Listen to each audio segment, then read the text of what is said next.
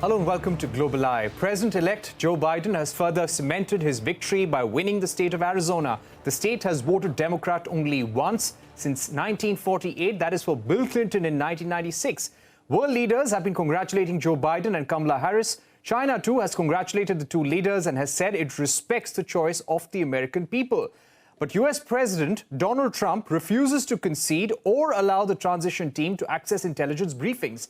He recently replaced key Pentagon officials, most importantly, Mark Esper, the U.S. Secretary of Defense.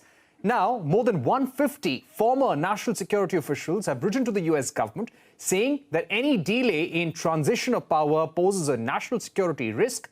Let's go across to our guest to understand these developments in the United States. We're joined by Missy, national security reporter at The Washington Post, and Carla, Babb, Pentagon correspondent at Voice of America. Many thanks for joining us here on CNBC-TV18 on Global Eye.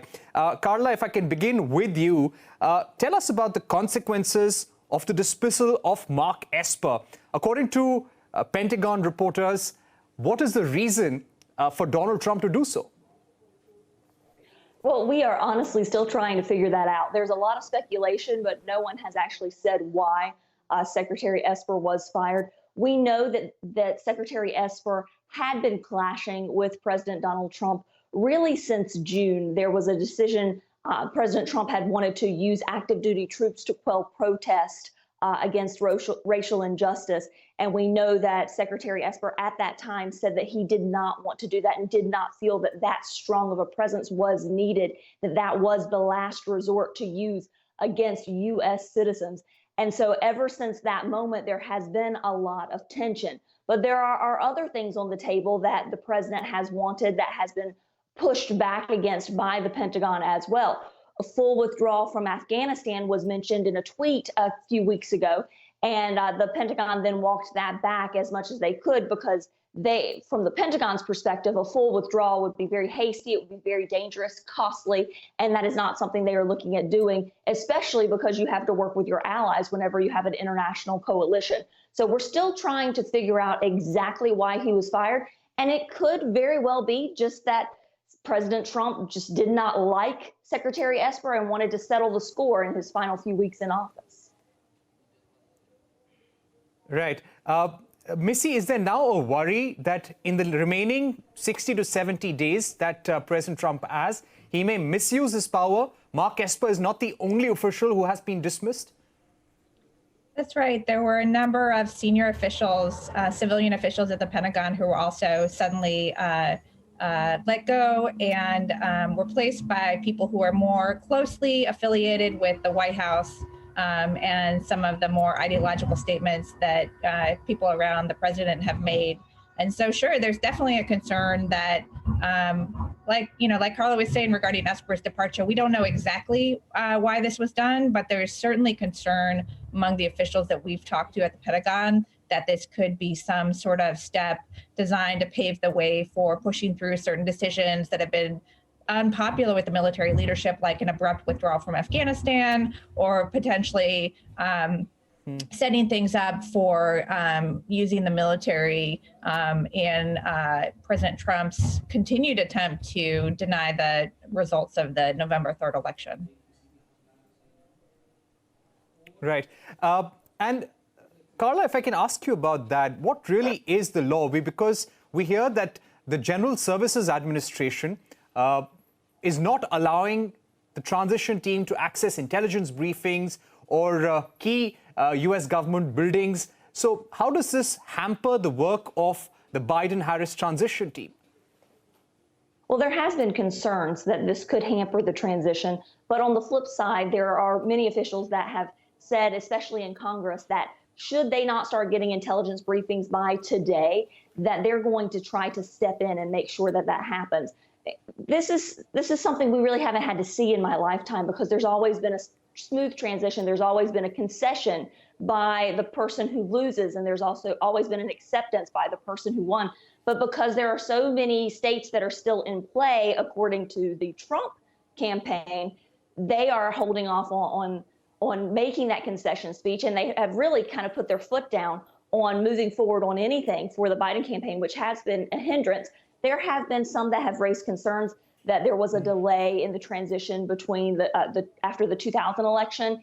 I do not think, and I've been speaking to officials, and this is why I'm thinking this way, former military officials have told me that should not be, this small delay should not have anything to do with hindering national security. There are several professionals, civilian and military, that can keep the Pentagon running smoothly in the interim. But every minute that Joe Biden does not get those briefings that he needs, that does delay his process a little bit. So we will have to keep watching that. Right. So there are enough checks and balances in the U.S. political system there. But Missy, if I can ask you about that letter that is being spoken about in the U.S. media, 150 former national security officials writing to the U.S. government, the General Services Administration, to ask them to acknowledge President-elect and the Vice President-elect, allow them to work. And they're also saying that in case there is a delay in transition, there could be national security risks. On what basis do they say that, and what national security risks could these be? Well, as Carla said, there definitely are checks and balances, and there's a whole team of people at the Pentagon who are working on the transition process, which would be preparing briefing books for the incoming officials when they are allowed to start their work and when they're formally in the building after January 20th.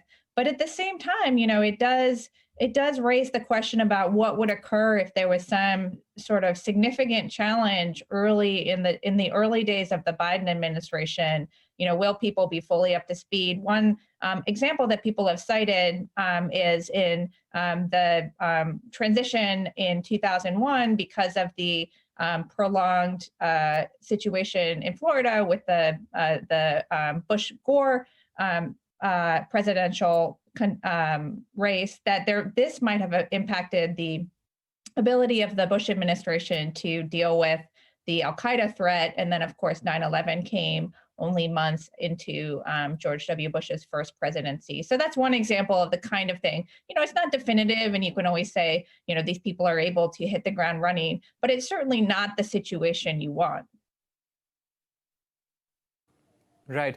And I'll take my final questions now. Missy, do you get a sense that Donald Trump is losing support within the GOP, and there will soon be pressure on him to allow the transition team to access the Pentagon, those classified intelligence files as well? You know, there have been some more Republican voices urging the president to acknowledge the result of the election, but he certainly has a lot of stalwart allies who are standing with him in the Senate, for example. And so I wouldn't expect him to abandon that plan right away. You know, it's only mid-November, and, you know, as you said, there's more than 60 days left. So at some point, there is going to be pressure from the GOP to allow these transition steps to proceed, but I just don't think we're there yet.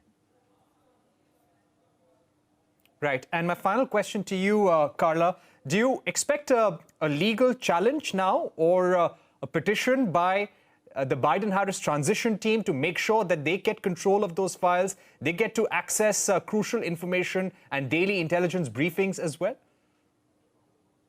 I think as we watch this play out in the coming days, I don't think that it will come to that based on what I'm hearing from former military officials and senior officials. This has just been a slow rollout, but it will come to a peaceful end, and a normal transition is what everybody is trying to assure me as much as possible. Because let's keep in mind that the Pentagon is a large bureaucracy, that the U.S. national security team that it has in place has many, many moving parts that are continuing to run smoothly. And while it is very critical that the people at the top and the future president of the United States, the president-elect, gets the briefings that he needs, everything will be able to run smoothly. And while it may take a few extra days once he gets, you know, to get himself going once the inauguration happens, nothing is going to be lost in the meantime. It's just going to be slowed down a little bit. Right. Carla, thank you so much for joining us. And we'd like to thank Missy Ryan for joining us here on CNBC-TV18, putting that story in perspective for our viewers. It is something that the Indian government and Indian viewers are watching very closely as well. On that note, we take a short break, but when we return, we will put the focus on the India-France strategic and economic partnership. The French ambassador to India, Emmanuel Luna, and Trade Commissioner Eric Fajol speak exclusively to CNBC-TV18.